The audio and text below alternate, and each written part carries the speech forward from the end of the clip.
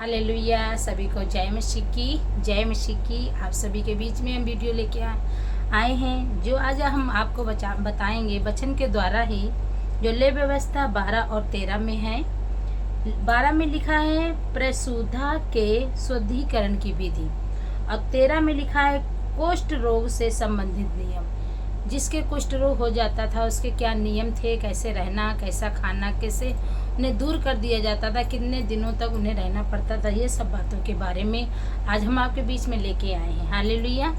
परमेश्वर का धन्यवाद देंगे। ये वचन परमेश्वर हम सब के द्वारा प्रभु ये वचनों को समझाएं, एक एक वचनों के भेदों को समझाएं। हालेलुया। चलिए, ले व्यवस्था 12 में लिखा है प्रसूधा के शुद्धिकरण की विधि। पहले हम ये पढ़ेंगे।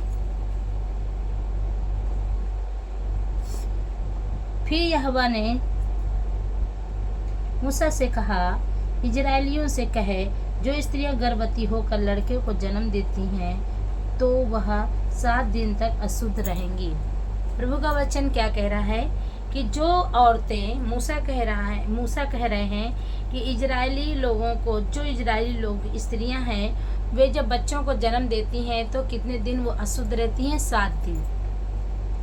7 दिन वे अशुद्ध रहती हैं। इस प्रकार से ऋतुमती होकर अशुद्ध रहा करती हैं। ऋतुमती होकर वे मतलब जो बच्चा होता है तो वो सब जो रहता है वो 12 दिन कम से कम 1 हफ्ते 2 हफ्ते तक वो अशुद्ध रहती हैं।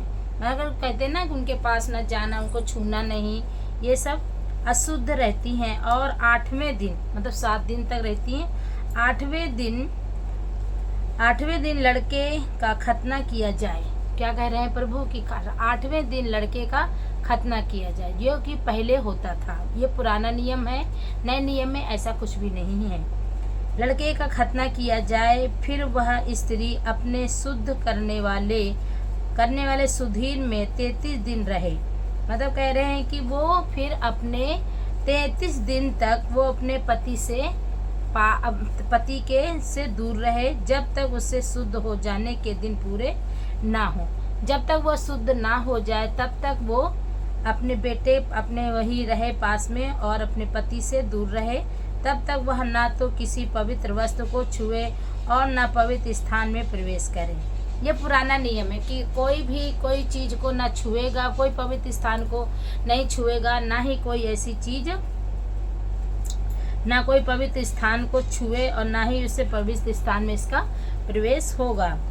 और यदि उसके लड़की पैदा हो, अगर देखो लड़का हो तो 7 दिन तक रहना है, अगर लड़की होती है तो क्या रहना है? ये वचन में लिखा है, मैं नहीं बता रही हूँ, वचन के द्वारा हम बता रहे हैं कि बता रहे हैं कि लड़की पैदा हो तो उसको ऋतुमता की सी शुद्धता 14 दिन की लगे। मतलब अगर लड़की पैदा होती है तो वो 14 दिन तक वो बाहर रहे, मतलब कि शौर में जिसे कहते हैं, वो 14 दिन तक शौर में रहे, दिन लगे। और फिर 66 दिन तक अपने शुद्ध करने वाले सुधीर में रहे। फिर मतलब 66 दिन वो मतलब अपने बच्चे के साथ ही रहे। तब उसके शुद्ध हो जाने के दिन पूरे हो जाएं, तब उसका बेटा हुआ तो चाहे बेटी हो, होम बलि कर के लिए 1 वर्ष का भेड़ या बच्चा, अगर करे या बेटी हो या बेटा हो, जब 1 साल का हो जाए तो उसको क्या करे? भेड़ का बच्चा लेकर पाप बलि के लिए कबूतरी का 1 बच्चा या पटुकी या मिलाप वाले तंबू के द्वारा याजक के पास लाए। जो मतलब वहाँ पे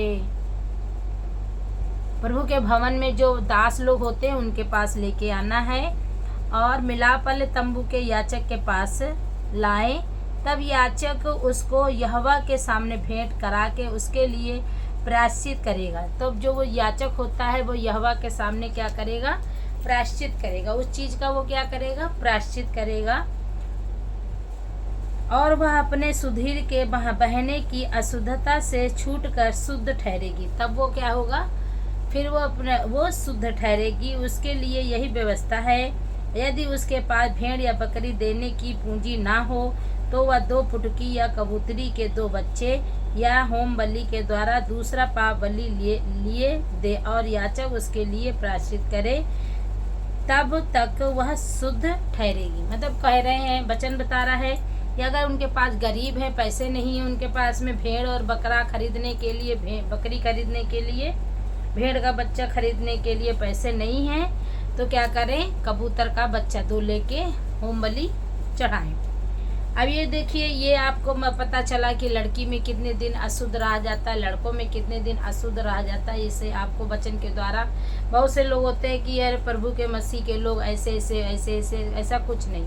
ये परमेश्वर का वचन पूरी तरह से एक एक बातों को खुद बताता है।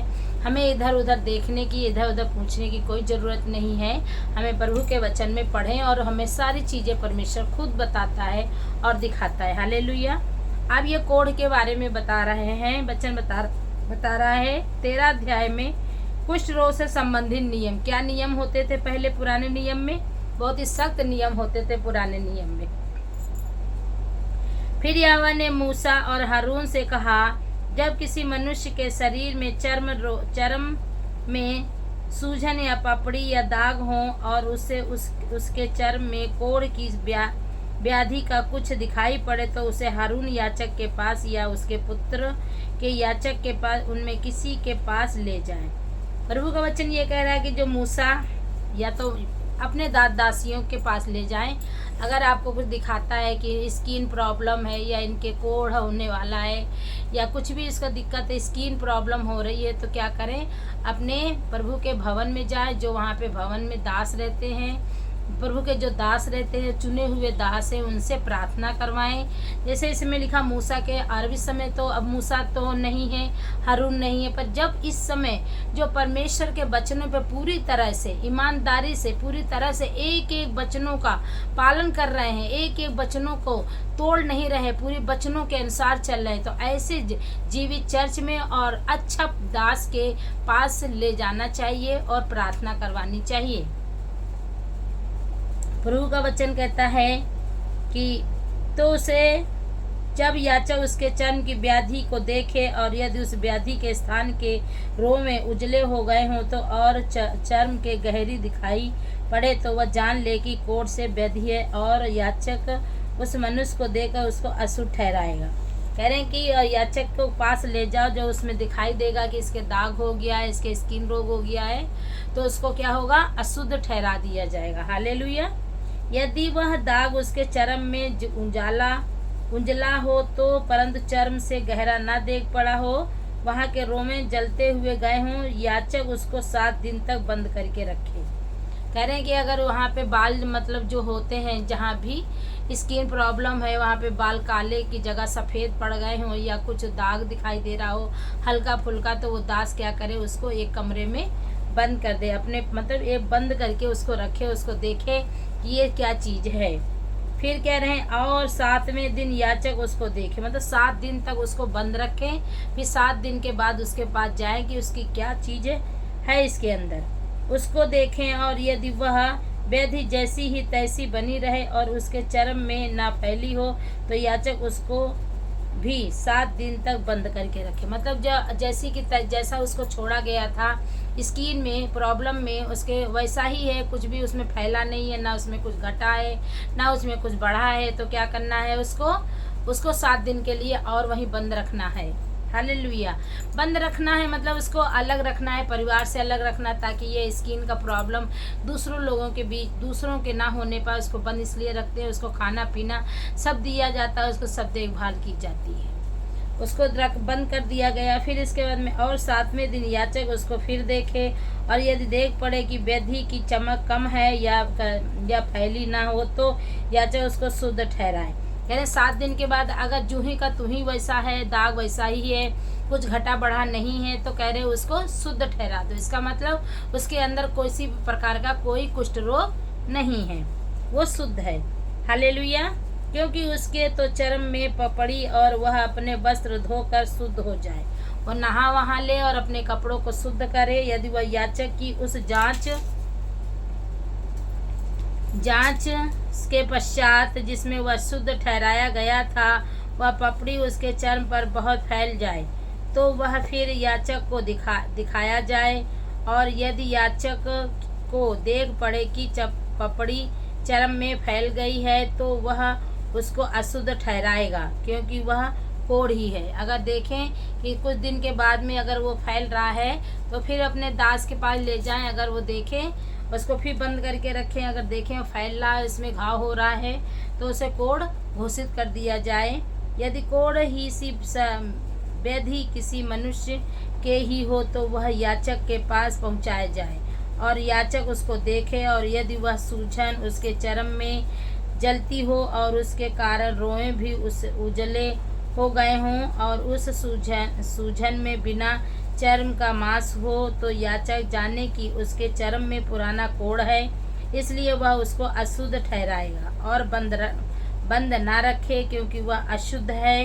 और यदि कोढ़ किसी के चर्म में फूट कर यहाँ तक कि फैल जाए कि जहाँ कहीं याचक देखें रोगी के सिर से पैर के तलवे तक कोढ़ ने सारे चर्म को छा लिया है, तो याचक ध्यान दें कि यदि कोढ़ ने उसके सारे शरीर को छा लिया हो तो वह उस वेदी को शुद्ध ठहराए, और उसका शरीर जो बिल्कुल उजला हो गया हो वह शुद्ध ही ठहरे।